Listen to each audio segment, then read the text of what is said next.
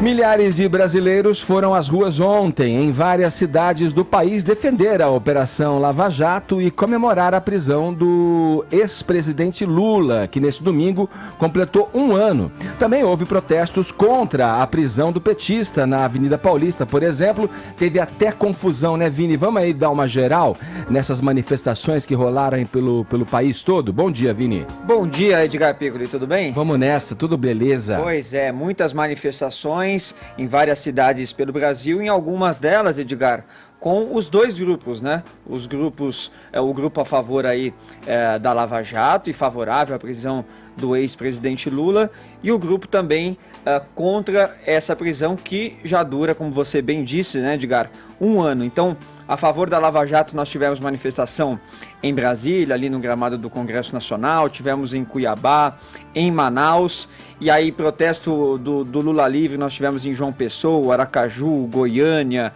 Garanhuns, que teve inclusive carreata até o sítio onde o ex-presidente nasceu, e os dois grupos também estiveram presentes em Recife, Fortaleza, Maceió, Salvador, Belo Horizonte, Rio de Janeiro, em Curitiba, inclusive o protesto favorável ao ex-presidente aconteceu ali na porta da sede, né, da Polícia Federal, onde ele está preso.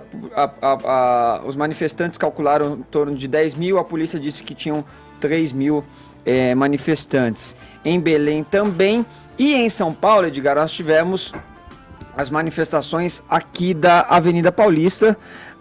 Ali na Praça dos Ciclistas se concentraram os protestos favoráveis ao ex-presidente Lula. Em outros 3 pontos da Paulista tivemos aí a manifestação a favor da Lava Jato. E aí, em frente ao MASP, nós tivemos um episódio aí de um encontro entre esses dois grupos. Na verdade, um casal acabou se aproximando, um casal que estava no protesto Lula livre, acabou se aproximando deste grupo bem maior favorável à Lava Jato. Começou ali uma troca de provocação, de discussão também, até que, Edgar, a mulher que estava no protesto do Lula livre acabou sendo ali empurrada por alguns manifestantes favoráveis à Lava Jato e recebeu até uma gravata. Vamos ver esse momento. Vamos lá. A gente percebe, né, um senhor ali tentando empurrar ela, acabou até caindo no chão. A discussão continua, tem ali vários homens cercando esta mulher, e aí esse senhor de laranja vai pegar ela por trás até e dar uma gravata, que é o momento que chega ali a polícia militar e acaba afastando os dois. E os manifestantes favoráveis à Lava Jato disseram que esta mulher tinha ali um estilete na mão dela. Enfim, foi uma das discussões aí que rolaram entre os dois grupos. Aí depois os manifestantes também gritando lá: viva a PM, viva a PM. Esse grupo também, Edgar, favorável à Lava Jato, protestou contra as decisões do STF. Sobrou, sabe especialmente para quem? Para Gilmar Mendes, com direito ao professor Modesto Carvalhosa, né, que está inclusive fazendo essa petição aí contra o Gilmar. Ele estava lá em cima do carro junto com o Rogério Schecker, do movimento Vem Pra Rua, e aí eles inflamaram ali todo esse grupo de manifestantes para protestar contra o Gilmar. Vamos ver também. E aqui nós temos 3 pessoas apenas, mas o que eu queria realmente pedir para o senhor é para escutar o que o povo quer com relação ao impeachment de Gilmar Mendes.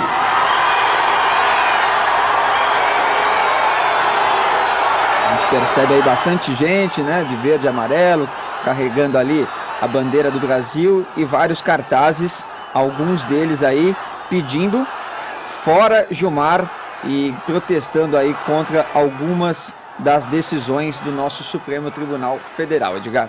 E nunca teve na história, pelo menos que eu me lembre, o Caio pode lembrar aqui algum fato parecido. Né? Nunca houve um impeachment de um ministro do Supremo, né? Você se lembra dessa Agora, o povo clama aí, o povo está atento, acompanhando tudo. Essas manifestações, Vini trouxe aí um panorama pra gente, cara, das manifestações que rolaram ontem, e eu fiquei pensando, no âmbito do judiciário, a gente tem lá os juízes que tendem a uma performance, digamos, dentro do que se chama os juízes legalistas ali e os garantistas ali, né?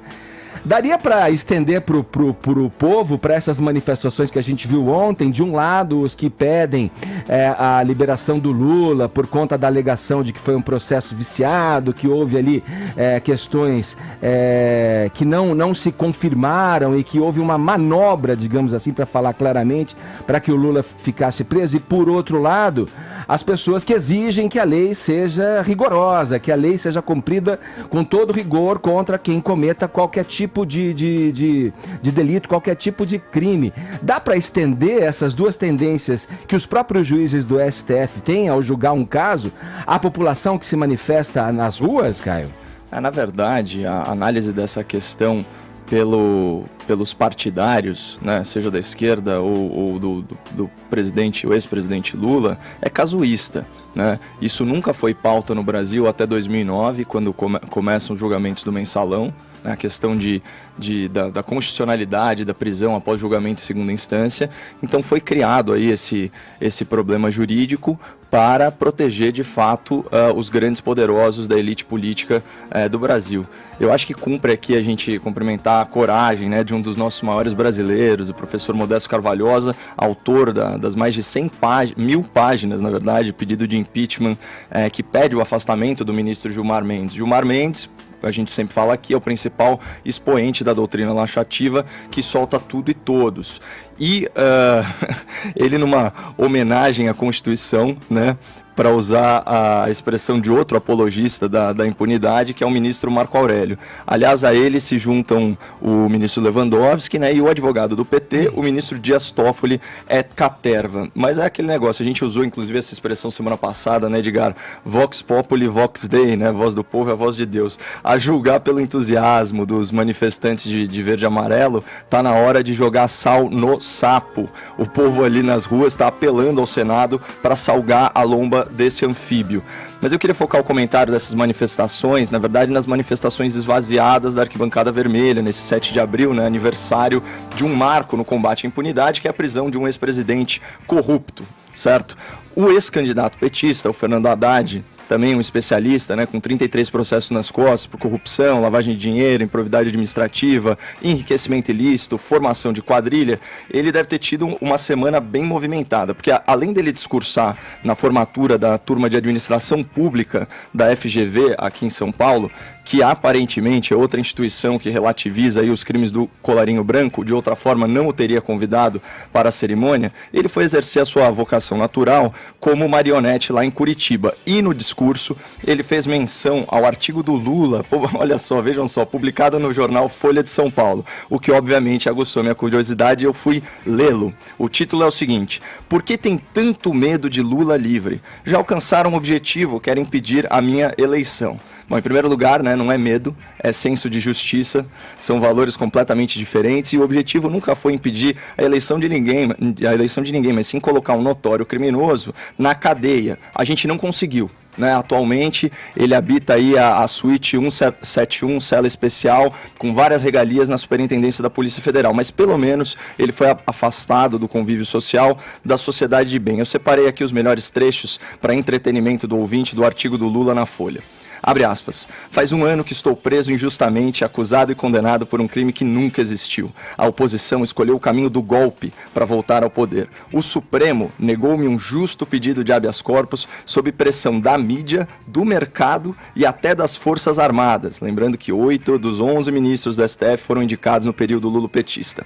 Nosso candidato só foi derrotado pela indústria de mentiras nas redes sociais, financiadas por Caixa 2 até com dinheiro estrangeiro, segundo a imprensa, lógico, não segundo a justiça. Você vê que é um checklist, né, da narrativa petista com as mesmas mentiras de sempre. Então, Lula é perseguido político, impeachment é golpe, eleição com derrota do PT, aí sim, é fraude e, claro, demonização do livre mercado e das Forças Armadas. Só que, nesse artigo, o ghostwriter do Lula cometeu um grande erro. erro, na verdade, um ato falho. Olha o que ele escreve.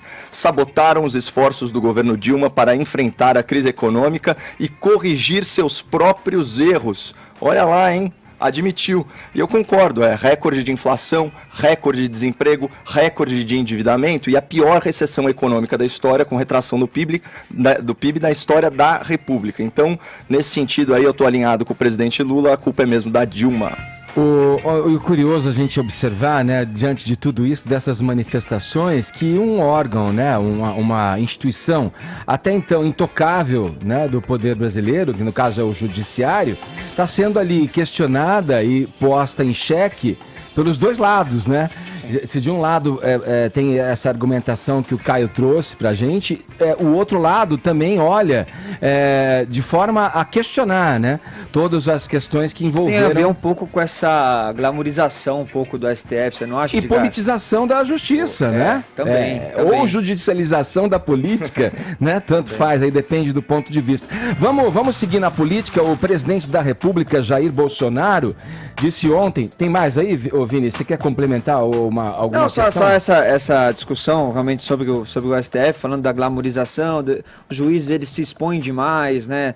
Tem lá as audiências abertas, né?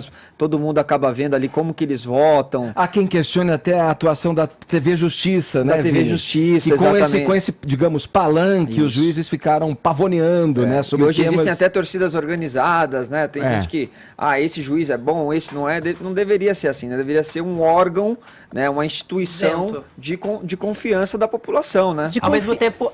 de confiança, e eu também sempre tenho a sensação de que a gente não entende direito os termos, né? Muitas vezes quando tem termo jurídico, em qualquer coisa, eu sempre pergunto pro Caio, porque o Caio fez uma faculdade a respeito disso, né? Ele estudou, e eu acho que tem muita pegadinha que a gente acaba não entendendo. E eu tenho muita dificuldade também de entender. Então, e aí a gente começa a opinar e a tirar conclusões em cima de coisas que, na verdade, a gente desconhece. Eu acho meio perigoso, assim, não sei. Agora, também é meio temeroso a gente se imaginar que não há fé na justiça nesse país, que a gente sabe que, de fato, tem muitos problemas nesse sentido. Mas quando a gente começa a combater o judiciário, e eu não estou dizendo que o judiciário é isento de crítica, a gente também acaba colocando em xeque o nosso futuro. Porque se a gente quer simplesmente derrubar os nossos representantes da justiça, o que a gente põe no lugar? Quem a gente põe no lugar? A gente quer pessoas de uma única ideologia? A gente quer pessoas que não são necessariamente juízes, vão ser políticos? A gente vai pensar num novo sistema? Eu acho que a gente tem que também ter muito cuidado e muita parcimônia nesse tipo de protesto contra o judiciário, porque a gente não sabe o que a semente que a gente planta hoje pode virar lá daqui a alguns anos. Você sabe, Fefito, que eu tinha uma ideia, né, do Supremo Tribunal Federal. Eu olhava para aqueles homens sábios, conhecedores, né, da lei, né, e com discursos que incluíam ali a filosofia, né, as questões relacionadas à vida. Eu falava para dois amigos advogados, André Atum e o Roberto Marino, dois grandes amigos advogados. Eu levava para eles essa questão, falava, puxa, que nobre essa condição, né? Até que veio Gilmar Mendes, aí você viu que não era nada nobre. Até que essa nobre. polarização toda me demoveu um pouco dessa ideia de que eles são realmente nobres e, na verdade, muitas vezes agem de acordo com tendências que querem enxergar, já que as leis são interpretativas, né? As tá questões partidarizado, são interpretativas. assim. É claro que ninguém acha legal, por exemplo, ver o relaxamento de prisões como o Gilmar Mendes fez nos últimos anos. Sim. Ninguém tá dizendo aqui que o judiciário não deve ser criticado. O que eu acho que a gente tem que pensar é que no futuro, determinadas críticas feitas hoje podem gerar movimentos muito maiores que podem impedir, inclusive, o próprio judiciário de fazer justiça. Eu acho que a gente tem que pensar o que os movimentos de hoje querem do futuro. A gente quer derrubar uma pessoa? A gente quer repensar um sistema? Eu acho que vale a pena pensar no assunto. Mas isso que aconteceu é a prova, hein? Estamos de olho, a população está de olho. Tem que estar mesmo.